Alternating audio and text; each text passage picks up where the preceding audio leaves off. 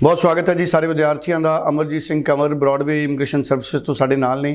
Topic बहुत महत्वपूर्ण है। टॉपिक ये है कि हुण कनेडा दे विच विद्यार्थियों का फ्यूचर की है। स्टडी वीज़ा तो लैके PR तक का सफ़र विद्यार्थियों का किस तरह का रहूगा जदों बहुत सारिया पॉलिसी दे विच बदलाव हो रहा है। पिछले समय दे विच भी पॉलिसी शिफ्ट सी, लेकिन हुण जिहड़ियां पॉलिसीज़ बदलाव हो रही ने उहदे संबंध च विद्यार्थी किवें अवेयर रहन। सो बहुत स्वागत है अमरजीत सिंह जी। मैं चाहूँगा पूरी क्लैरिटी दिओ। नमस्कार दोस्तों, मैं अमरजीत ब्रॉडवे इमिग्रेशन सर्विसेज से और कनाडा को लेके लेटेस्ट इंपॉर्टेंट अपडेट आपसे शेयर करने की कोशिश रहती है। तो कनाडा के अंदर जिस तरह की पॉलिसी स्विच चल रहे हैं, जिस तरह के पॉलिसीज बन रही हैं और पिछले दिनों में 1.5-2 साल में बनी हैं, तो आने वाले जो स्टूडेंट्स हैं अब उनके लिए क्या फ्यूचर रहेगा, किस तरह की चीजों को आपको ध्यान रखना है। क्योंकि जब भी किसी भी कंट्री ने ये चेंजेस बड़े लेवल पे किए हैं, उसके बाद जो पॉलिसी जहां सेट हो जाती है नए वाली, फिर वहां वो काफी देर नहीं हिलती। अगर आप यूके की हिस्ट्री देखोगे तो यहां पर भी किसी जमाने में बच्चे डिप्लोमे में जाते थे 12-12 साल के गैप के बाद, लेकिन आज की डेट में बच्चा सिर्फ कहां जा सकता है? यूनिवर्सिटीज के अंदर। यही चीज आप ऑस्ट्रेलिया में भी देखोगे कि वीजास कहां मिल रहे हैं? यूनिवर्सिटीज के अंदर। उसमें भी खासकर अब और भी टफनेस होगी क्योंकि वहां पर जेन्युइन जो फाइनेंशियल है वो बहुत चाहिए। तो पेरेंट्स का प्रोफाइल भी बहुत ज्यादा मैटर करता है आपका वीजा हासिल करने के लिए। लेकिन कनाडा के अंदर अभी सिर्फ आपका प्रोफाइल मैटर करता है। तो कनाडा के प्रेजेंट अगर 2026 को हम लेकर चलें और आगे आने वाले 2027 को लेकर चलें, तो भाई पैटर्न ये बताता है कि स्टडी वीजा अब आसान हो रहा है। जी हाँ, 2026 में शुरू में ही चेंजेस हो चुकी हैं, जिसके तहत मास्टर्स वाले बच्चों को पाल के बाहर निकाल दिया। पाल लेटर नहीं चाहिए, तो मतलब जो उनकी कैपिंग थी 3-3.5 लाख की, उसके अंदर पहले स्टूडेंट मास्टर्स वाले भी थे, लेकिन अब मास्टर्स वाले कैपिंग के बाहर चले गए। तो मतलब एक बड़ा उछाल टोटल नंबर्स में आएगा और ज्यादा वीजास मिलेंगे। तकरीबन जो एवरेज है 5 से 6 लाख बच्चे इस बार कनाडा जाएंगे। तो स्टडी वीजा को हासिल करना आसान होगा। दूसरा, उन्होंने यूनिवर्सिटीज में सक्सेस रेट ज्यादा देना शुरू कर दिया है। डिप्लोमास में सक्सेस रेट काफी ज्यादा कम रहता है। लेकिन PR का मसला सबसे बड़ा है कनाडा के अंदर, क्योंकि कनाडा की जो सबसे ज्यादा पॉलिसी चेंज हुई है, जो सबसे ज्यादा पॉलिसी स्विच हुआ है, जिसके कारण वहां पर बहुत सारे बच्चे परेशान भी हैं भाई, वो है PR।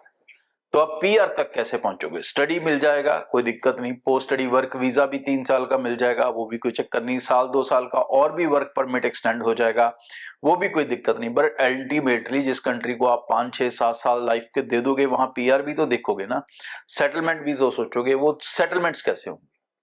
अब उन सेटलमेंट्स के लिए सारी चीजें आप कंट्रोल नहीं कर सकते, लेकिन बहुत सी ऐसी चीजें जिनके ऊपर आप कंट्रोल कर सकते हो। सबसे पहली चीज है आपकी एजुकेशन। जब आप स्टडी वीजा पे जाते हो, अगर आप डिग्री कर रहे हो यूनिवर्सिटी से या कॉलेज से भी, बट सक्सेस रेट ज्यादा यूनिवर्सिटीज में है, तो डिग्री के जो पॉइंट हैं PR के, वो डिप्लोमे के मुकाबले कहीं ज्यादा है। पहली तो ये स्ट्रॉन्ग चीज है। दूसरी स्ट्रॉन्ग चीज है आपका IELTS PT। ये जितने ज्यादा मार्क्स इसमें आप ले पाओगे, उतना ज्यादा PR पे टाइम पे आसानी होगी। तो अभी तो सफिशिएंट है, आप 6 ईच के साथ जा सकते हो, PT 60 ईच के साथ जा सकते हो, लेकिन PR के टाइम पे आपको इंग्लिश को कंटिन्यू रखना है। अब ये जो डिग्री का कॉम्बिनेशन है, ये आपको हेल्प करेगा, क्योंकि अच्छी एजुकेशन ना सिर्फ आपका करियर बनाएगी, बट वो आपकी लैंग्वेज एबिलिटी को भी स्ट्रॉन्ग करेगी।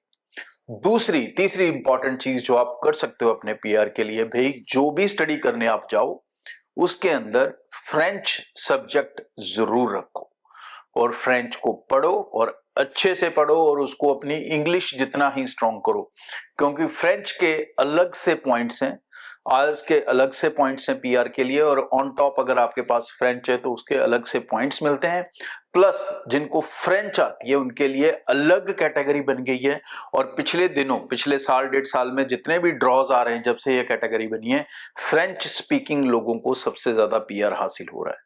तो भाई कनाडा के अंदर अब फ्रेंच के ऊपर आपको स्ट्रेस देकर चलना पड़ेगा, और अगर आप अपनी फ्रेंच स्ट्रॉन्ग कर लोगे वहां पे जाके, तो सेटलमेंट भी आपकी बहुत ज्यादा आसान हो जाएगी। तो कनाडा के अंदर ये 3 चीजों का कॉम्बिनेशन बनाकर चलें। अपना यूनिवर्सिटी में जाना, वीजा सक्सेस रेट के चांसेस भी ज्यादा, पीआर के पॉइंट भी ज्यादा, आइल्स पीटी का अच्छा स्कोर के साथ जाना ताकि आगे भी ये बेस कंटिन्यू रहे, और साथ में वहां पे जाके फ्रेंच लैंग्वेज को अडॉप्ट करना, उसको अपनी इस 2-3 साल की स्टडी के साथ साथ अच्छे से सीखना और उस पर अच्छी अपनी पकड़ बनाना, ताकि आपको एक्स्ट्रा पीआर बेनिफिट मिले कैटेगरी वाइज भी और पॉइंट वाइज भी। और आगे भी इस चैनल के जरिए रेगुलर अपडेट आपसे शेयर करता रहूंगा। आज के लिए इतना, थैंक यू। ਸੋ ਬਹੁਤ ਬਹੁਤ ਧੰਨਵਾਦ ਜੀ। ਸਾਡੇ ਅੱਜ ਦੇ ਐਕਸਪਰਟ ਸਾਡੇ ਨਾਲ ਮੌਜੂਦ ਸੀ। ਬਹੁਤ ਹੀ ਮਹੱਤਵਪੂਰਨ ਜਾਣਕਾਰੀ ਉਹਨਾਂ ਨੇ ਸਾਡੇ ਨਾਲ ਸਾਂਝੀ ਕੀਤੀ ਹੈ। ਸਕਰੀਨ ਦੇ ਉੱਪਰ ਨੰਬਰ ਹੈ, ਇਸ ਨੰਬਰ ਦੇ ਜ਼ਰੀਏ ਤੁਸੀਂ ਉਹਨਾਂ ਨਾਲ ਰਾਬਤਾ ਬਣਾ ਸਕਦੇ ਹੋ। ਤੁਸੀਂ ਸੋਸ਼ਲ ਮੀਡੀਆ ਦੇ ਜ਼ਰੀਏ ਆਪਣਾ ਸਵਾਲ ਭੇਜ ਸਕਦੇ ਹੋ। ਕੋਈ ਵੀ ਭਰਮ ਭੁਲੇਖਾ ਹੈ, ਅਪਾਇੰਟਮੈਂਟ ਲੈ ਕੇ ਮਿਲ ਸਕਦੇ ਹੋ, ਨੇੜੇ ਦੇ ਦਫ਼ਤਰ 'ਚ ਵਿਜ਼ਿਟ ਕਰ ਸਕਦੇ ਹੋ। ਮੇਰੀ ਗੁਜ਼ਾਰਿਸ਼ ਹੈ ਕਿ ਤੁਸੀਂ ਪੂਰੀ ਤਸੱਲੀ ਹੋਣ ਤੋਂ ਬਾਅਦ ਆਪਣੀ ਫਾਈਲ ਲੌਂਚ ਕਰੋ, ਕਿਉਂਕਿ ਤੁਹਾਡੇ ਤੋਂ ਵੀ ਕਿਸੇ ਤਰ੍ਹਾਂ ਦੀ ਗਲਤੀ ਨਹੀਂ ਹੋਣੀ ਚਾਹੀਦੀ। Thank you so much.